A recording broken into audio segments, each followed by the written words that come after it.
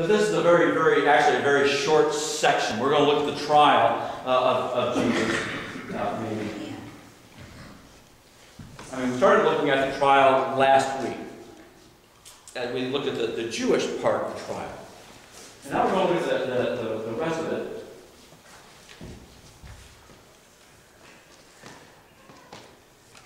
If things work. That's a great start. We haven't had that in a couple weeks. So we're going to be looking at John chapter 18, the last part of John chapter 18, the first part of 19. And you said, well, we just had Easter. We just went through this. I realize that. And usually when you do it, you don't spend as much time as what you can. And there's not a whole lot of time to spend here because the trial is actually covered more extensively in the other Gospels. John just kind of hits on a few things. As a matter of fact, there's stuff that's even left out in John. You know? John doesn't talk about the Sanhedrin that questions him.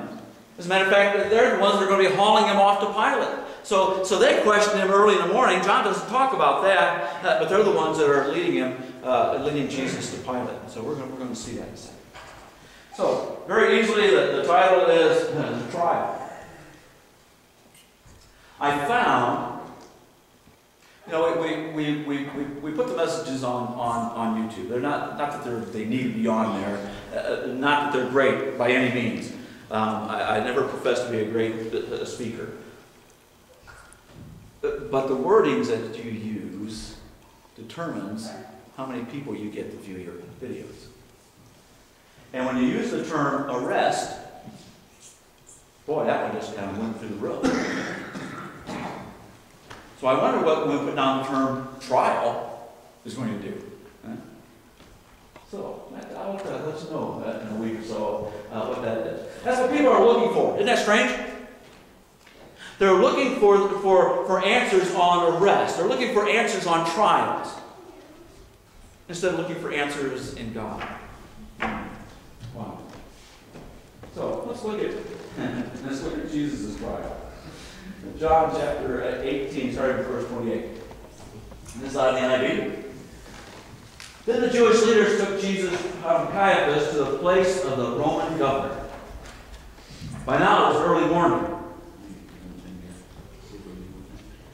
And to avoid ceremonial uncleanness, they did not enter the palace because they wanted to be able to eat the Passover. You understand what's going on? This is right before the Passover. So here these Jews are taking Jesus to what? A Gentile palace. So if they walk in there, they are considered unclean and cannot partake of the Passover celebration. And so they're bringing Jesus, they're kind of standing outside the door, and it's early in the morning, and somebody has to go in and wake Pilate up and get Pilate and bring him out. This is what's happening. I just lost exactly where I was at here. I like when that happens. So, let's go to plan B.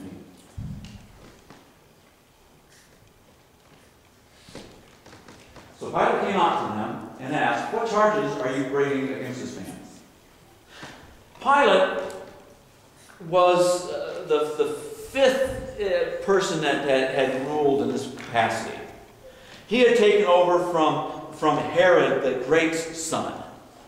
And so his rule, if you want to call it that, was from, I believe it was like about 25, 26 AD to 35, someplace in there.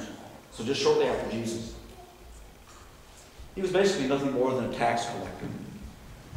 That's all he was. He had no power, he couldn't really do anything, and he didn't want to do anything. That's why so much of his statements and things in here are trying to give it back to the Jews for them to take care of Jesus so that he didn't have to pronounce anything. So Pilate came out to them and asked, "What charges are you bringing against this man? If he were not a criminal," they replied, "we would not have handed him over to you." "Oh, okay, you say he's a criminal." So, no. So Pilate said, "Take him yourselves and judge him by your own law. He's a Jew, you judge him by your laws. Why are you bringing him here for me?" "Well, we have no right to execute anyone," they objected. "Oh, that's not necessarily true, is it? They could stone him. They tried that on a number of occasions. And so they probably thought, if we try this again, he's going to disappear again. Because that's always what happens. But we have no right to execute anyone they rejected. This took place to fulfill what Jesus had said about the kind of death he was going to die. And Pilate then went back inside the palace, summoned Jesus, and asked him, "Are you the king of the Jews?" See what he did? He took Jesus away from the Jewish council and brought him in. Just talked to him. Are you the king of the Jews? Look at there were Roman soldiers with him. Is that your own idea, Jesus asked? Or did others talk to you about me? Am I a Jew? Pilate replied. Your own people and chief priests handed you over to me. What is it that you have done? And Jesus says, my kingdom is not of this world. If it were, my servants would fight to prevent my arrest by the Jewish leaders. But now my kingdom is from another place. Boy, he's talking in one of those languages again that nobody's understanding, and Pilate doesn't understand. What do you mean you've got a kingdom that's not of this world? You related to E.T.? You related to R2D2? What are you talking about? My kingdom is not of this world. You are a king then, said Pilate. Jesus answered, you say that I am a king. In fact, the reason I was born and came into the world is to testify to the truth. Everyone on the side of truth listens to me. Did he say he was a king? Pilate's still trying to get down to the nitty-gritty here. Are you a king? Are you telling me you're the king of the Jews? There's going to be people are going to argue that. But that's the problem here. What is truth according to Pilate? With this, he went out again to the Jews and gathered there and said, I find no basis for a charge against him. He didn't say he was the king of the Jews, that you guys keep saying that he claims to be. As a matter of fact, he might be just a little off. Because he's talking about a kingdom that's not even here. And you bring him to me, and you should be taking care of him. But it is your custom for me to release you one prisoner at the time of Passover. You want me to release the king of the Jews?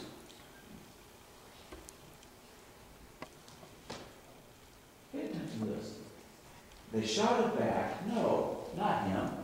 Give us Barabbas. Now Barabbas had taken part in an uprising. Then Pilate took Jesus and had him flogged. The religious leaders that did so much of this in the dead of night, nobody knew what was going on, started spreading those rumors that Jesus was claiming to be God, claiming to be the king of the Jews. And when Pilate thought, I'll be able to give him up by just asking, because they're not going to release some hardened criminal when this guy is God. Hey, what's his crime? He went and he healed somebody at the pool? Huh? Oh, wait. He put mud on somebody's eyes and they started to see. Boy, those are bad crimes. Oh, I know. He fed over 5,000 people with a couple loaves and fishes. You think if somebody fed 5,000 people today, they'd put them in jail?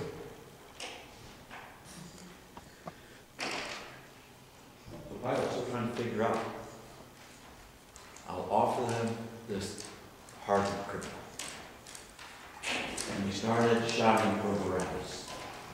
And so Pilate took Jesus, and what was the custom was to have him flogged. And we've all seen, or probably seen, the Passion of Christ, which is pretty realistic when it comes to the cat of nine tails, or whatever you want to call it, and put chunks of rock and bone chips is what the little bones and stuff, and they just beat, so it would rip the skin, and rip the muscle, and rip the tendons, and they beat him, and they beat him, and they beat him.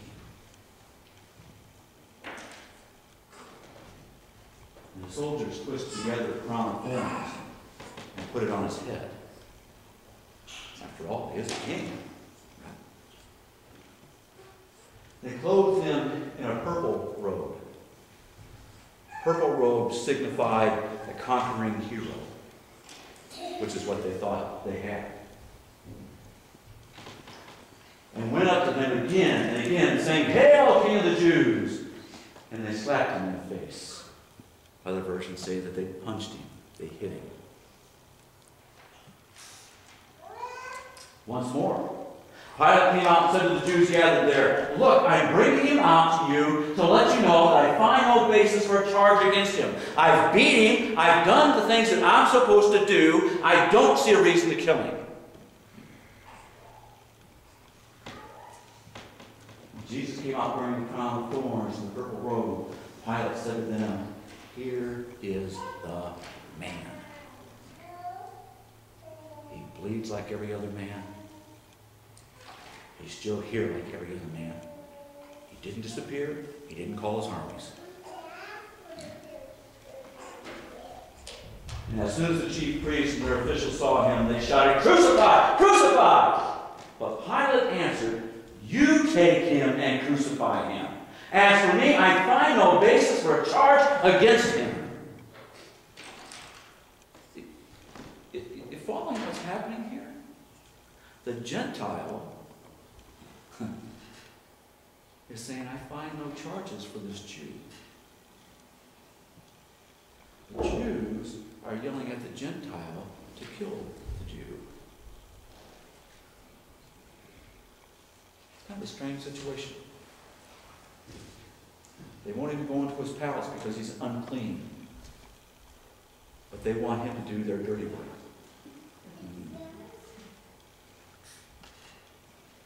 I find no basis for a charge against him.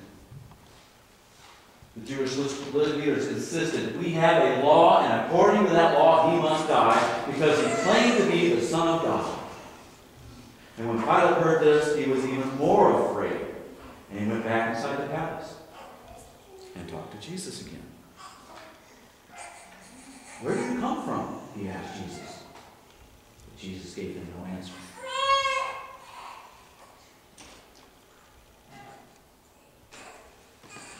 They pretty much called it sacrilegious at the time when it came out. But if anybody's ever listened to the music, I didn't care much for the movie, but Jesus Christ Superstar. You think you're really cool? Walk across my swimming pool. Oh, you are the Christ? The great Jesus Christ? Come on, King of the Jews. Show me what you can do. That's what he's saying. They're wanting me to kill you. You've got to give me something. Where are you from? Jesus gave him no answer. "Do you refuse to speak to me?" Pilate said. "Don't you realize I have power either to free you or to crucify you?"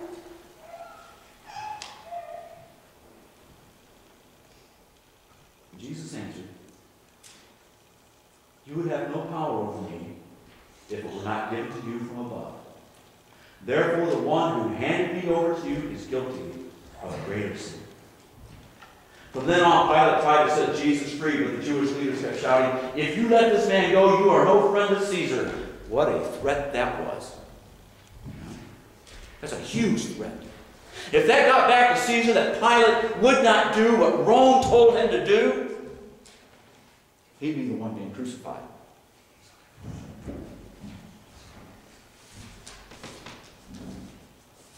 If you let this man go, you are no friend of Caesar. Anyone who claims to be a king opposes Caesar. And you let him go, we'll let Caesar know that you did. That this Jesus character says that he's the king better than Caesar. Wow. The religious leaders, the Jewish religious leaders, tied Pilate's hands. He had no other option but to do their dirty work.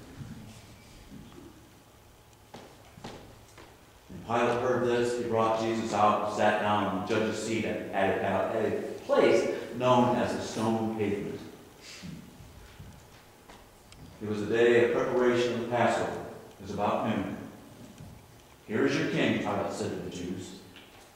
But they shouted, "Take him away, crucify him." "Shall I crucify your king?" Pilate asked. "We have no king but Caesar." The chief priests said. Pay attention to that. We always think that it's the crowd that said that. It was the chief priests. The ones that were afraid of Jesus. Not the ones that he'd been helping. Didn't have to wait for those. "We have no king but Caesar, and we're going to tell on you. If you let him go, we are going to squeal like a stuck pig." Well, okay, they probably wouldn't say that because they were Jews. But you get the idea, right?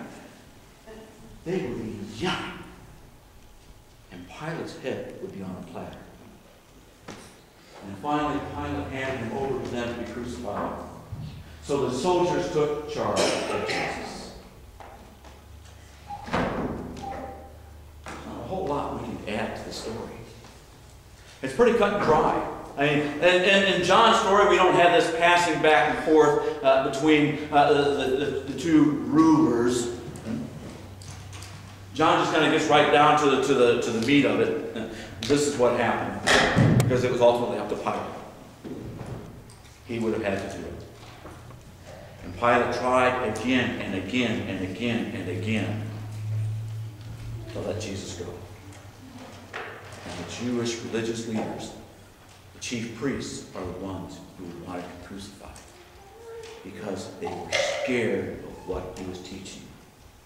Love and peace and harmony and worship God, because he is not a punishing God like everybody wants to think. He is, he will, but he'd much rather love us first. Wow. But the chief priest wanted everyone to live in fear.